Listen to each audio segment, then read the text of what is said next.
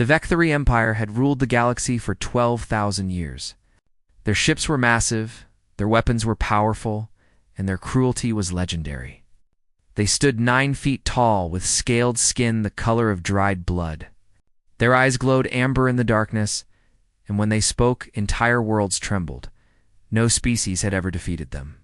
No species had ever tried. The Vecthory did not ask for surrender. They demanded it. When they arrived at a new world, they gave the inhabitants a simple choice: serve or die. Most chose to serve. Those who chose to die became examples for others. High Commander Xyrith stood on the bridge of his flagship, the Crimson Dominion. He was old by Vecthory standards, nearly 400 years, and he had conquered more worlds than he could remember. The holographic display before him showed the entire galaxy, and almost every part of it glowed red. Red meant Vecthory territory. Red meant control, but there was one small blue dot on the outer edge of the spiral arm. One system that remained unconquered. One species that had refused to kneel. Soul, Xyrith said, tapping the display with one clawed finger. The humans, Lieutenant Vornok, stepped forward and bowed his head. A young species, High Commander. They only discovered space travel 40 years ago. Their technology is primitive compared to ours. Their fleet has fewer than 200 ships, and yet they have refused our demands 3 times. Xyrith turned to face his lieutenant. 3 times we sent ambassadors. 3 times they sent them back with the same answer. They are foolish, High Commander. They do not understand what they face. Xyrith smiled, and it was not a pleasant sight. Then we will teach them. Assemble the 3rd fleet. 400 ships should be enough to erase this. Annoyance. It will be done, High Commander. As Vornak left to carry out his orders, Xyrith turned back to the display. He zoomed in on the small blue world called Earth. It looked fragile, delicate, easy to break. Enjoy your final days, humans, he whispered. Soon, you will learn what happens to those who defy the Vecthory. Far across the galaxy, on that small blue world, the news arrived like a death sentence. Admiral Catherine Cole stood before the United Human Alliance in a bunker deep beneath Geneva. She was 53 years old, with short gray hair and eyes that had seen too many battles. For 30 years she had served in the fleet, fighting pirates and rebels and anyone else who threatened human space. But this was different. This was extinction. The Vecthory 3rd Fleet has departed their staging area, she announced to the assembled leaders. Her voice was steady, but her heart was pounding. They will arrive in our system in 72 hours. Intelligence estimates their force at 400 capital ships, plus thousands of smaller vessels. The room erupted in worried whispers. Prime Minister Daniel Hughes raised his hand for silence. How many ships do we have, Admiral? 208 combat-ready vessels, Prime Minister. Half their number, less than half, when you consider their technological advantage. Their weapons are more powerful. Their shields are stronger. Their ships are faster. Catherine paused and took a deep breath. In a straight fight, we cannot win. The whispers grew louder. Some of the representatives looked ready to panic. Others looked ready to surrender. Hughes stood up slowly. He was a tall man, worn down by years of difficult decisions, but there was steel in his spine that had not been broken. What are our options, Admiral? We can surrender. Accept whatever terms they offer. History tells us this means slavery for our people, the stripping of our resources, and the end of human freedom forever. Catherine met his eyes. Or we can fight. And if we fight, then we will probably die. But we will die on our feet, not on our knees. The room fell silent. Every person there understood what she was saying. This was not a choice between victory and defeat. This was a choice between slavery and death. Hughes looked around the room at the representatives of every nation on Earth. I believe, he said quietly, that we should put this to a vote. The vote was unanimous. Humanity would fight. The news spread across Earth within hours. The Vecthory were coming, and humanity had chosen to resist. Some people panicked. Some people cried. But many people did something unexpected. They volunteered. recruitment.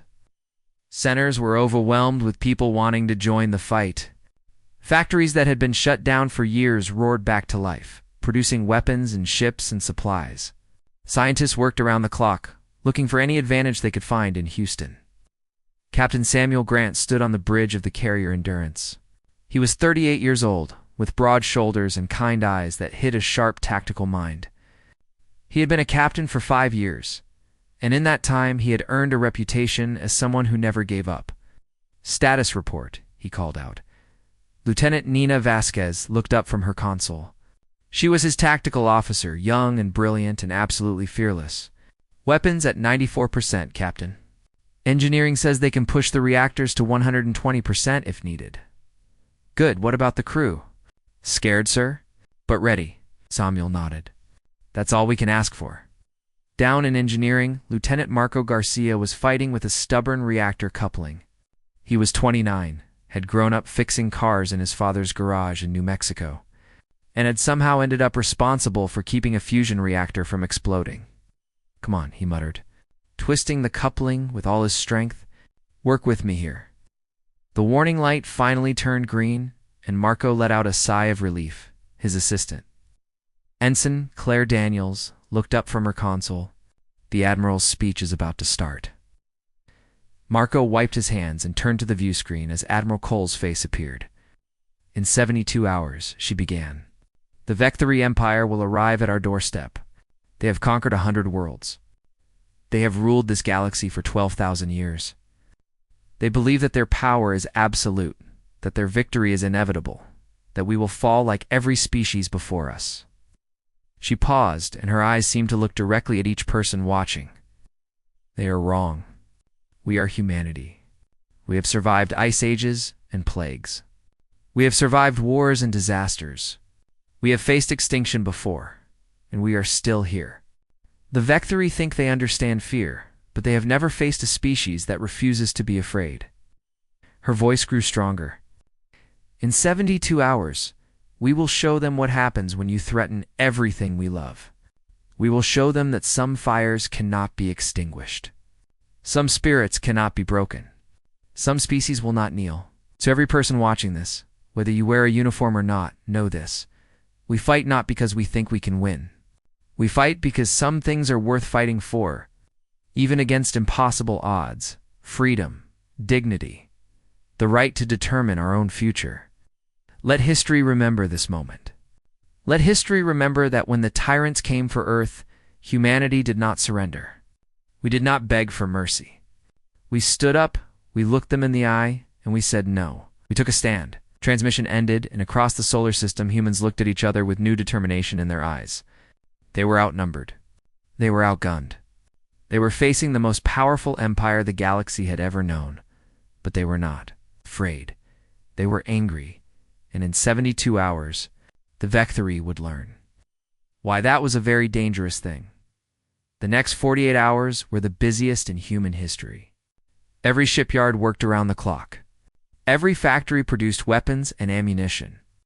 Every scientist searched for any weakness they could exploit. Admiral Catherine Cole stood in the war room beneath Earth Command, surrounded by holographic displays and tactical officers. She had not slept in 2 days, but there was no time for rest. Every minute counted. "Show me what we have," she said. Commander Patricia Lane stepped forward. She was 41 years old, with sharp features and a mind that never stopped working. As the chief of intelligence, she had spent 20 years studying the Vecthory, learning their tactics, finding their weaknesses. "The Vecthory are arrogant," Patricia began. "They haven't lost a battle in over 1,000 years, and it shows. Their tactics are predictable. They use the same formations, the same strategies, against every enemy. They don't adapt because they've never had to." "It's something we can use," said Captain Samuel Grant, who had been called to the briefing along with other senior commanders. "Exactly." Patricia pulled up a holographic display showing Vecthory battle formations. They always arranged their fleet the same way. Capital ships in the center, cruisers on the flanks, fighters screening ahead. It's a formation designed to overwhelm enemies with pure firepower, which is exactly what will happen if we meet them head-on, said Rear Admiral Luis Moreno, commander of the 2nd Battle Group. He was a veteran of 30 years, and he knew a losing fight when he saw one. That's why we won't meet them head-on. Patricia changed the display to show the solar system. For the past 6 months, we've been seeding the asteroid belt with hidden weapons. Mines, electromagnetic pulse devices, gravity disruptors, sensor jammers. The Vecthory don't know about any of it. Admiral Cole studied the display. You want to lure them into a trap? I want to take away their advantages? In open space, their superior firepower wins. But in the asteroid belt, with their sensors jammed and their formations broken, it becomes a different kind of fight. Knife fight in the dark, Samuel said quietly. Exactly. We can't beat them with strength, so we be at them with cunning. Cole nodded slowly. What do you need? I need every ship we have to follow the plan exactly. No heroics, no independent actions. We fight as one, or we die separately. You'll have it. Cole turned to face the assembled commanders. Listen carefully. This plan is called Operation Defiant Light. It's risky, it's unconventional, and it might not work. But it's the best chance we have. She began outlining the details. And as she spoke, the commanders started to believe that maybe, just maybe, they could survive this. On the Endurance, Captain Grant gathered his senior officers for a briefing of their own. The Admiral wants us to lead Strike Group 7, he said. Our job is to draw Vecthory ships into the asteroid belt, where our traps are waiting. Lieutenant Nina Vasquez frowned. That sounds like we'll be the bait, sir. We'll be? The Vecthory will chase what looks like easy prey, and they'll fly right into our minefield. And if the mines don't work, then we improvise. Samuel looked around at his officers. I won't lie to you. This is dangerous. Some of us won't make it home. But every ship we destroy, every minute we hold them back, gives the people on Earth more time. That's what we're fighting for. The officers nodded, their faces grim but determined, down in engineering. Marco Garcia was leading his team through final preparations. They had reinforced the reactor shielding, installed backup power systems, and loaded enough spare parts to rebuild the ship twice over. How's it looking? Samuel asked, appearing at the engineering bay entrance. Marco wiped sweat from his forehead. She's ready, Captain. I've pushed the reactors as far as they'll go. We'll have more speed and more power than the specs say we should. And if something breaks, then I'll fix it. That's what I do, Samuel smiled. You're a good man, Marco. Just doing my job, sir. We all are. Across the fleet, similar scenes were playing out. Crews making final repairs, saying goodbye to loved ones through video messages, preparing themselves for what was coming. Fear was everywhere, but so was determination. The Vecthory expected to find a beaten enemy waiting to surrender. They were wrong. 40 hours before the battle, the human fleet gathered near Jupiter. The massive planet's magnetic field would hide their numbers and positions, giving them a small advantage when the enemy arrived. Admiral Cole stood on the bridge of her command ship, the Resolute, watching the fleet assemble on her display. 208 ships, she murmured. Not enough to win, but maybe enough to make them bleed. Her executive officer, Commander Henry Shaw, stood beside her. He was a quiet man who rarely spoke unless he had something important to say. Now he said, the crew is ready, Admiral. They believe in the plan. Do they believe we can win? Henry considered the question carefully. They believe we can hurt the enemy. They believe we can make our deaths mean something. For some of them, that's enough. And for you. Henry was quiet for a long moment. My grandfather fought in wars back on Earth. He used to say that courage isn't the absence of fear. It's being afraid and fighting anyway. He met Cole's eyes. I'm afraid, Admiral. But I'm going to fight anyway. Cole nodded. That's all any of us can do. But 20 hours before the battle, Admiral Cole broadcast one final message to the fleet. Tomorrow, we face the greatest challenge in human history. The enemy is stronger than us, more numerous than us, better armed than us. By every measure that matters in war, we should lose. But there's one thing they don't have. They don't have our spirit. They don't have our determination. They don't have 12 billion people counting on us to hold the line. I'm not going to promise you victory. I'm not going to tell you everything will be fine. What I will tell you is this. Whatever happens tomorrow, you will make me proud. Whatever happens tomorrow, you will make humanity proud. Fight hard. Fight smart. And remember what we're fighting for. The hours ticked by, each one feeling both endless and far too short. Crews caught what sleep they could. Officers reviewed battle plans for the 100th time. And slowly, inevitably, the moment arrived. An officer called out from the sensor station. We're detecting hyperspace signatures at the edge of the system. Multiple contacts. Cole straightened in her chair. How many? 412 capital ships. Thousands of smaller vessels. The officer's voice shook slightly. It's the Third Fleet, Admiral. All of it. Cole took a deep breath. This was it. The moment everything changed. All ships. This is Admiral Cole. The enemy has arrived. Execute Operation Defiant Light. Godspeed to all of you. The human fleet began to move. And the greatest battle in human history was about to begin. On the Endurance, Captain Grant stood on his bridge, watching the distant lights of the Vectory fleet appear on his display. This is it, Nina said quietly. This is it, Samuel agreed. He opened a channel to the entire ship. All hands, battle stations. The enemy is here, and we have a job to do. Let's show them what the Endurance is made of. The ship hummed with activity as crew members rushed to their positions. In engineering, Marco checked his systems one final time. In the weapons bay, gunners loaded torpedoes. On the bridge, officers prepared for the fight of their lives. The Vectory had come to conquer Earth. Humanity was ready to make them pay. For every inch, High Commander. Xyrith watched the human fleet on his tactical display with something close to contempt. 200 ships against his 400. It was barely worth calling a battle. They have gathered near the 5th planet, Vornok reported. A gas giant. Perhaps they hope its magnetic field will protect them. It will not. Xyrith gestured dismissively. Standard conquest formation. We will crush them and proceed to their homeworld within the day. The Vectory fleet moved forward in perfect geometric patterns. Capital ships formed the center, their massive guns capable of destroying smaller vessels with a single shot. Cruisers protected the flanks.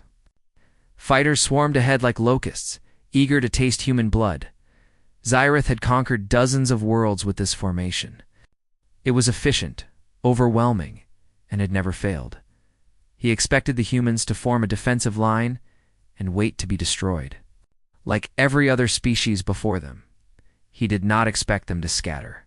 High Commander, Vornok said, confusion in his voice. The human fleet is breaking apart. They are moving in multiple directions. Xyrith frowned. On his display, the neat formation of human ships dissolved into chaos. Small groups of vessels flew in seemingly random patterns, diving into the asteroid belt, circling around moons, spreading across the system. What are they doing? This makes no tactical sense. Perhaps they are fleeing, High Commander. Perhaps their courage has failed. Then pursue them. Destroy every last ship. The Vectory fleet broke formation to chase the scattered human vessels. Their superior numbers allowed them to cover multiple areas at once. Faster ships raced ahead, eager to catch the fleeing prey. That was when the first mine detonated.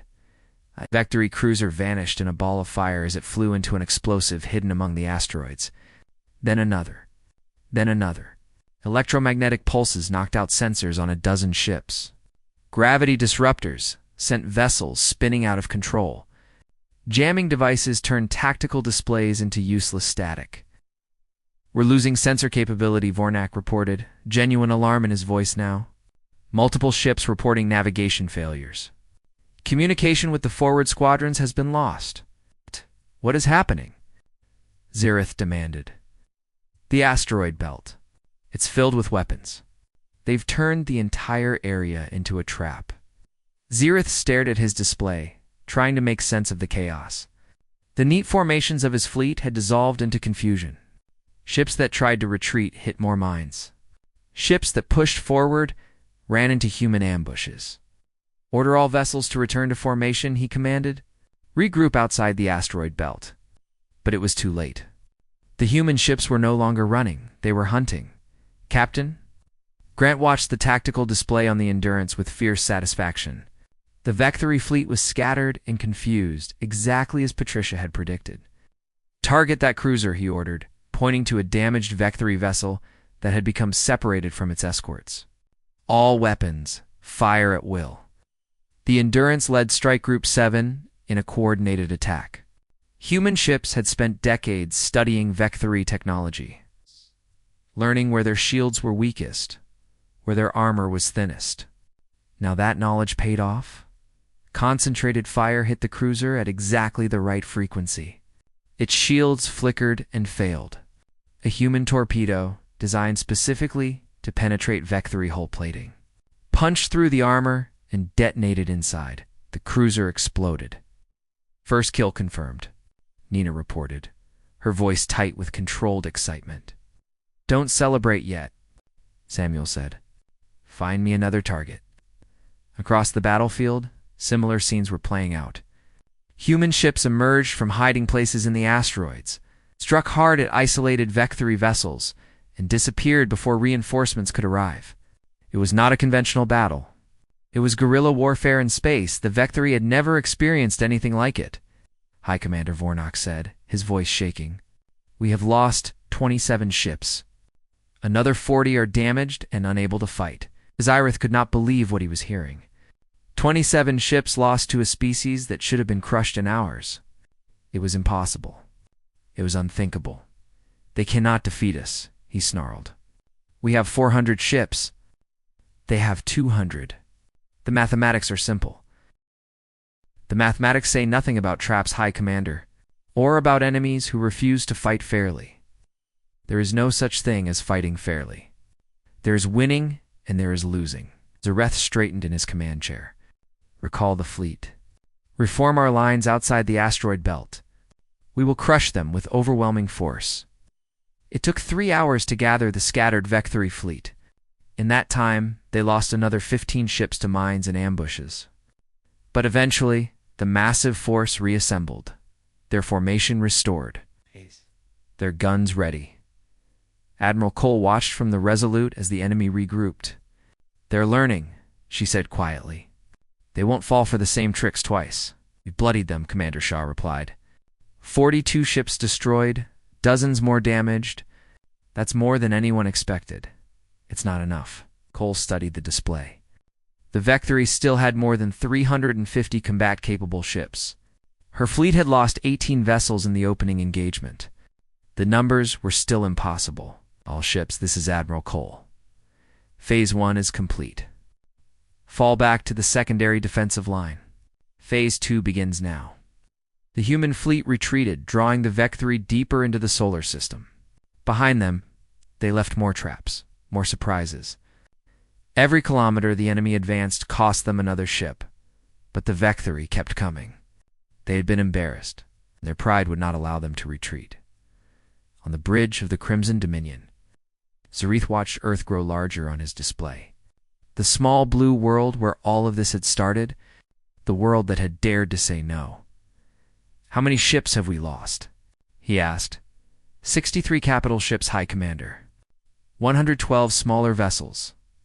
Approximately 18,000 crew members. The numbers were staggering.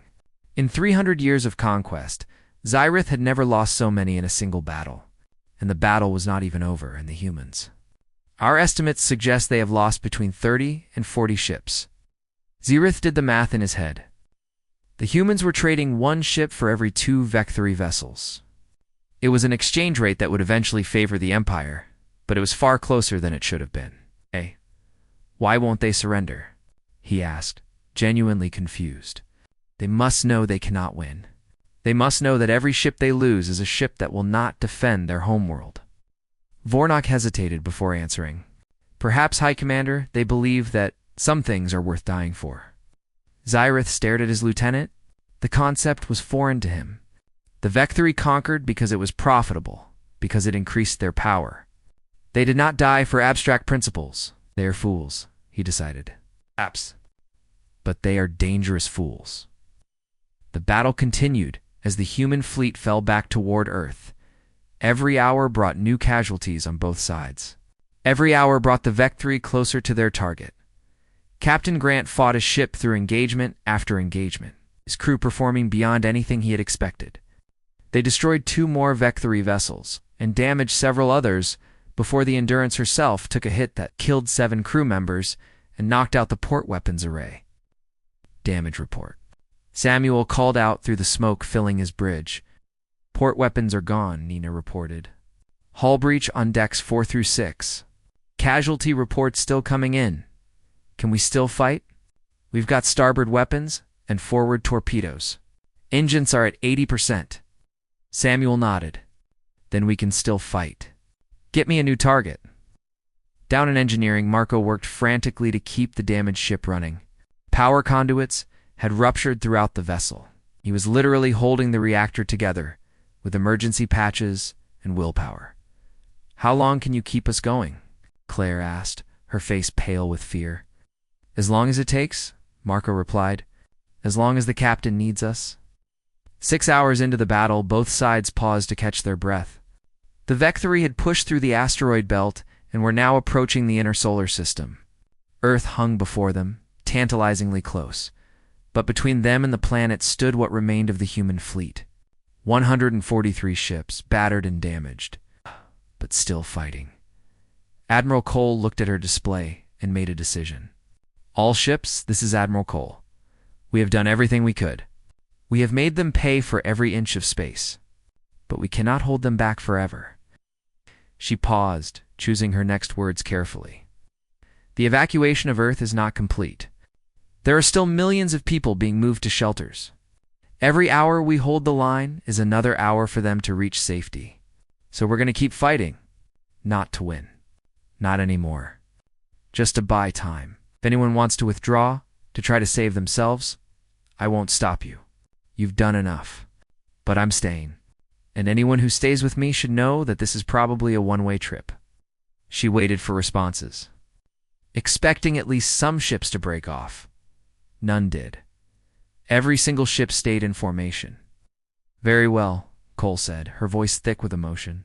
Then let's show the Vectri what humanity is made of. The battle paused, but only briefly. Both sides knew that the final confrontation was coming. High Commander, Zyrith, received a message from the Vectri Emperor himself. The transmission arrived on a secure channel, and Zyrith viewed it alone in his private chambers. You have lost over 100 ships to a species we considered primitive, the Emperor said, his ancient face twisted with displeasure. This is unacceptable. My Emperor, the humans fight with unexpected skill. They have turned their system into a fortress of traps, and I do not want excuses. I want results. The Emperor leaned forward. Reinforcements are on the way. 200 ships from the 4th Fleet. When they arrive, you will crush the humans completely. Leave no survivors. Destroy their world. Make their extinction so total that no species in the galaxy will ever again consider resistance. It will be done, my Emperor. See that it is. Your position depends on it. The transmission ended, and Zyrith sat in the darkness of his chambers, thinking. The humans had surprised him. They had hurt his fleet. But with reinforcements, their destruction was certain. 200 fresh ships arrived 6 hours later, merging from hyperspace in perfect formation. The Vectri 3rd Fleet, damaged but still powerful. Now combined with elements of the 4th Fleet, 500 capital ships against 143 human vessels, there would be no more tricks. No more traps, just overwhelming force. Admiral Cole watched the new signatures appear on her display with a sinking heart. She had known reinforcements were possible, but she had hoped they would have more time. The enemy fleet has been reinforced, she announced to her commanders. We are now outnumbered approximately 3.5 to 1. Nobody spoke. There was nothing to say. The mathematics were simple and brutal. Our mission hasn't changed, Cole continued. We hold the line as long as we can. Every hour we survive is another hour of evacuations on Earth. Every ship we destroy is one less ship to threaten human colonies elsewhere. Captain Grant listened to the briefing on the Endurance. His crew gathered around him. They were exhausted, wounded, and afraid. but they were still standing. You heard the Admiral, Samuel said, when the transmission ended. We're not fighting to win anymore. We're fighting to cost them. Every Vectri ship we take down is a victory. Nina spoke up, her voice quiet. Sir, what are our actual chances? Samuel looked at his tactical officer, this young woman who had served with him for 3 years, who had become like family to him. Honestly, almost none. We're going to lose this battle, Nina. Most of us probably aren't going to survive. Paused. But that's not the point. The point is that we fight anyway. We show them that humans don't give up. We make them pay such a high price that they think twice before attacking another species. So we die to send a message. We die to show the galaxy that the Vectri can be resisted, that their power isn't absolute. That's worth something. Maybe it's worth everything. Nina was quiet for a long moment. Then she nodded. Then let's make it count, sir. While the humans prepared for their last stand, something unexpected was happening across the galaxy. The battle for Sol was not a secret. The Vectri had broadcast their invasion as propaganda, expecting to show the galaxy another easy conquest. Instead, the galaxy watched humanity fight back on the hidden worlds of the Lunari, a species that had been conquered 8,000 years ago. The elders gathered to watch the human fleet hold against impossible odds. They should have surrendered, Elder Ven said. Resistance is futile against the Vectri. And yet they resist, Elder Serana replied, her ancient eyes fixed on the display. They have destroyed over 100 Vectri ships. They fight on even when defeat is certain. They will still lose. Yes, but they have shown something important. Serana turned to face the council. They have shown that the Vectri can bleed. For 8,000 years, we have accepted our slavery because we believed resistance was impossible. But if these young humans, these newcomers to the stars, can hurt the Empire this badly... She left the thought unfinished. But every Lunari in the room understood.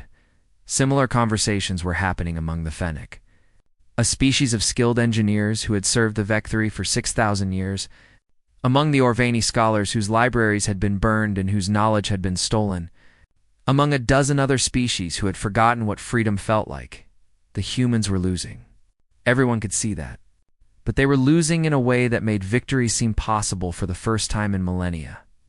Back in the Sol system, the final phase of the battle began. High Commander Zurith launched his reinforced fleet in a massive offensive. 500 ships advanced in an unstoppable wave, their guns blazing, fighters swarming ahead.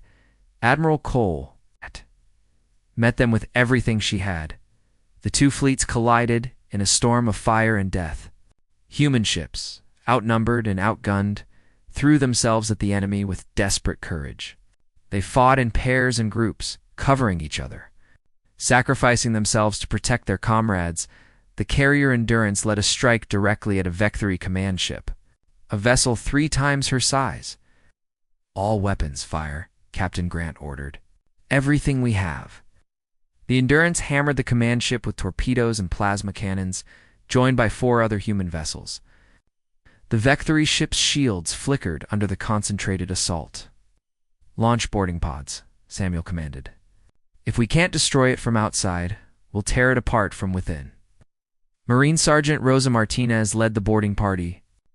She was 32 years old, born on Mars, and had been fighting since she was 18. Her team crashed through the hull of the Vectri command ship and immediately came under fire. Push forward, Rosa shouted over the chaos. The bridge is 3 decks up. Marines fought through corridors designed for 9-foot aliens, using their smaller size as an advantage. Human weapons designed specifically to kill Vectri tore through the defenders. Rosa reached the bridge and kicked open the door. The Vectri commander turned to face her, shock on his alien features. He had never expected to be boarded.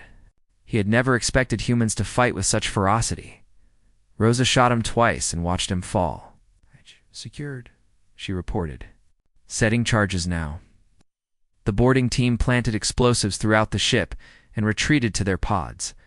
60 seconds later, the Vectri command ship exploded from within. But the victory came at a cost. Of the 5 human ships that had participated in the attack, only 3 survived. The Endurance herself had been badly damaged. Her hull breached in multiple places. "Status report," Samuel called out, coughing from the smoke filling the bridge. "We've lost 40% of our weapons," Nina reported.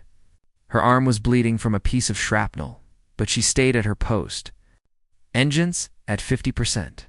Casualty count is still coming in, but it's bad." "We can still fly, sir. Fighting might be a different story." Samuel nodded. "Then we fly into them and hope for the best." The battle raged for 4 more hours. One by one, human ships fell. The carrier Defiance destroyed protecting a damaged cruiser. The destroyer Swift Strike ramming a Vectory battleship and taking it with her. The frigate Hope's Light, fighting until the last of her weapons went silent. Admiral Cole watched the casualty reports with tears streaming down her face. So many good people, so many brave crews, all dying to buy a few more hours. "Admiral," Commander Shaw said quietly, "the Resolute has taken critical damage. We need to transfer command." "No." Cole gripped the arms of her chair. "I'm not leaving this ship. I'm not leaving these people, Admiral. That's final, Henry." She looked at him with eyes that had seen too much death. "If I'm going to ask them to die, I'm going to die with them." Shaw nodded slowly. "Then I'm staying too. You don't have to." "Yes, I do. Someone has to watch your back." Despite everything, Cole managed a small smile. "Thank you, Henry." As the battle entered its final hours, with the human fleet reduced to fewer than 70 ships, something unexpected happened. New signatures appeared at the edge of the solar system. Hundreds of them. Ships emerging from hyperspace in wave after wave. Admiral and officer called out, "New contacts." Massive numbers. Cole's heart sank. More Vectory reinforcements? They couldn't survive another wave. Then the identification signals came through, and everything changed. "Admiral, these aren't Vectory ships. Then what are they? Lunari? Fennec? Orvani?" The officer looked up, disbelief on his face. "It's everyone, Admiral. Every species the Vectory ever conquered. They're all here. They're heading straight for the Vectory fleet." Cole stared at her display as hundreds of ships from dozens of species joined the battle. The slaves had risen. The conquered had found their courage, and they had come to stand with humanity. "Hi!" Commander Zirith stared at his tactical display in disbelief. What had been certain victory moments ago was now chaos. Ships from every conquered species in the sector were pouring into the system, their weapons targeting Vectory vessels. "This is impossible," he whispered. "They are slaves. They have been slaves for thousands of years. They do not fight." "Are fighting now, High Commander," Vornok replied. His voice was hollow. "Over 400 vessels have entered the system. More are arriving every minute." The Lunari ships led the charge, their elegant cruisers designed for speed and precision. They had built these ships in secret, hiding them from their masters for generations. Waiting for a moment that might never come, until today, Elder. Sarana commanded the Lunari fleet from the bridge of her flagship. She was ancient by her species standards, old enough to remember stories from her grandmother about what freedom had felt like. "All Lunari vessels, this is Elder Sarana. For 8,000 years, we have lived under Vectory rule. We have served. We have obeyed. We have forgotten who we were." Her voice grew stronger. "Today, we remember. Today, we fight alongside the humans, who showed us that resistance is possible. Today, we take back our future." The Lunari fleet smashed into the Vectory flank, their weapons targeting engine systems and shield generators with surgical precision. Generations of serving the Empire had taught them exactly where the weaknesses were. Behind them came the Fennec, their ships bristling with weapons they had built in hidden factories. The Orvani followed, their massive library ships converted into warships. Species after species joined the battle, each one carrying the weight of centuries of oppression. On the bridge of the Crimson Dominion, Zirath tried to rally his fleet. "All ships, focus fire on the traitors. Show them the price of rebellion." But his fleet was exhausted from hours of fighting the humans. Their formations were broken. Their crews were demoralized. And now they faced an enemy that outnumbered them. Admiral Cole watched the impossible scene unfold from the damaged bridge of the Resolute.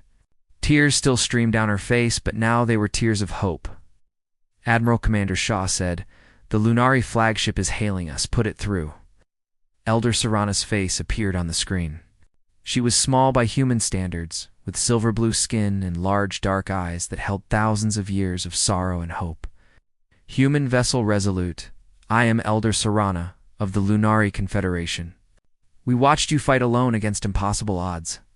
We watched you refuse to surrender when any rational species would have submitted. Couldn't give up," Cole replied. "We had too much to lose, as do we all. Your courage reminded us of that. For too long, we accepted slavery because we believed resistance was futile. You proved us wrong." Serana's expression softened. "We are honored to fight beside you. The honor is ours, Elder Serana." The combined fleet pressed the attack.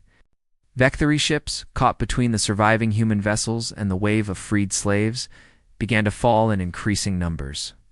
For the first time in 12,000 years, the Empire was losing a battle decisively.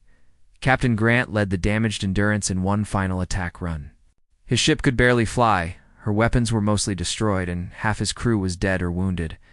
But she could still fight. "Target that command ship," he ordered, pointing to a Vectory vessel that was directing the enemy's defense. "Everything we have left."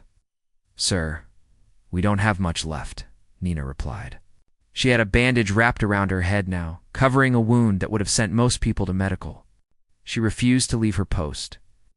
"Then we give them everything we have. Marco, how are the engines?"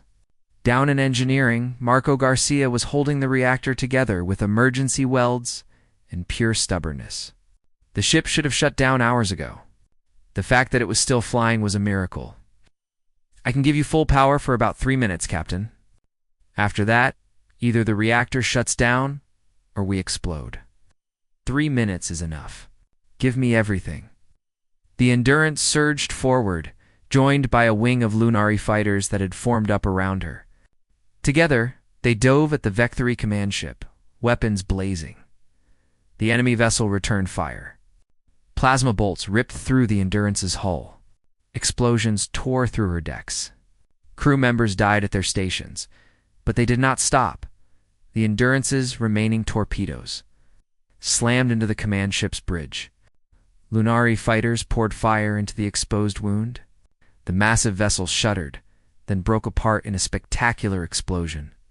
"Target destroyed," Nina reported. Her console was on fire, but she was still reading data. "Sir, the Vectory fleet is retreating." Samuel looked at his display. It was true. The enemy ships were breaking off, turning away, fleeing toward hyperspace. "High Commander Vornek pleaded on the Crimson Dominion. We must withdraw. The battle is lost." Zirith stared at the chaos around him. His fleet was being destroyed. The slaves had risen. Everything he had believed about Vectory's supremacy was crumbling before his eyes. "Retreat," he finally said. The word tasted like poison. "All ships retreat." The Vectory Third Fleet fled, pursued by the combined forces of humanity and the freed species of the galaxy. They had come to conquer Earth. They left in disgrace. Their legend of invincibility shattered forever. On the Resolute, Admiral Cole slumped in her chair as the reality sank in. They had won. Somehow, impossibly, they had won. "Casualty reports coming in," Admiral Shaw said quietly. "We lost 67 ships. Over 40,000 crew members. So many dead. So many good people who would never go home." Cole closed her eyes and let the grief wash over her. "But the Vectory lost over 200 vessels," Shaw continued. "And the rebellion is spreading. Reports are coming in from across the galaxy. Species are rising up everywhere. The Empire's collapsing." Cole opened her eyes. "What happens now?" "Now we build something new. Something better." The Endurance limped home with her surviving crew. Captain Grant stood on his ruined bridge looking at the faces of the men and women who had fought beside him. "You did it," he told them. "All of you. You held the line when it mattered most. We lost a lot of good people, sir, Nina said quietly. We did, and we'll remember every one of them. But their sacrifice meant something. Because of them, humanity is still free. Because of them, the galaxy is waking up. 3 months later, representatives from every freed species gathered on Earth for the founding of the Galactic Coalition. Humans, Lunari, Fennec, Orvani, and dozens of others stood together as equals. Admiral Cole gave the opening address. She had aged 10 years in 3 months, her hair completely white now, but her voice was strong. We came together in battle, united by a common enemy. Now we must come together in peace, united by common purpose. The Vecturi ruled through fear. We will lead through hope. They conquered. We will cooperate. We will give. Today marks the beginning of a new era. An era of free peoples standing together. An era where no species is slave to another. An era built on the simple principle that every being deserves dignity, freedom, and the right to determine their own future. The road ahead will not be easy. The Vecturi Empire has not been destroyed, only weakened. There will be challenges, conflicts, setbacks, but we will face them together. Because that is what we learned in the Battle of Soul. Together, we are stronger than any tyrant. Captain Grant stood in the audience. Watching the ceremony with Nina, Marco, and the other survivors of the Endurance, they had been promoted, decorated, celebrated as heroes. But they did not feel like heroes. They felt like people who had done what needed to be done. What do you think happens now? Nina asked. Samuel looked up at the sky, at the stars that humanity had once dreamed of reaching. Now we explore, we build. We help other species find freedom. We become part of something bigger than ourselves. No more fighting. There's always fighting. But maybe less than before? Maybe we've earned a chance at peace. On the memorial wall they built in Geneva, 67,000 names were inscribed. Every human who had died defending Soul. Every person who had given their life for freedom. Samuel visited the wall before leaving Earth to return to the fleet. He found the names of his fallen crew members and touched the cold stone. We did it, he whispered. We took a stand. And because of you, the galaxy will never be the same. A hand touched his shoulder. He turned to find Elder Serana standing beside him. You grieve for your fallen, she said. I do. As do I. The Lunari lost 11,000 in the battle. Warriors who gave their lives for a freedom they had never known. She looked at the wall, but their sacrifice purchased something precious. A chance for all of us. Samuel nodded. Was it worth it? Freedom is always worth it, Captain Grant. Your species taught us that. When you stood alone against the Vecturi, when you refused to kneel, you reminded the galaxy what courage looks like. She met his eyes. We will not forget, neither will we. In the years that followed, the Galactic Coalition grew stronger. The Vecturi Empire fractured as rebellion spread across its territories. Systems that had been enslaved for millennia declared independence. Species that had forgotten their own histories began to remember. Humanity took its place among the stars, not as conquerors. They shared their technology, their culture, their stubborn determination to never give up. And in return, they learned from the ancient wisdom of species far older than themselves. The galaxy had been ruled by fear for 12,000 years, but fear, as the Vecturi learned too late, was never enough to break the human spirit, and when humanity stood up, the whole galaxy rose with them.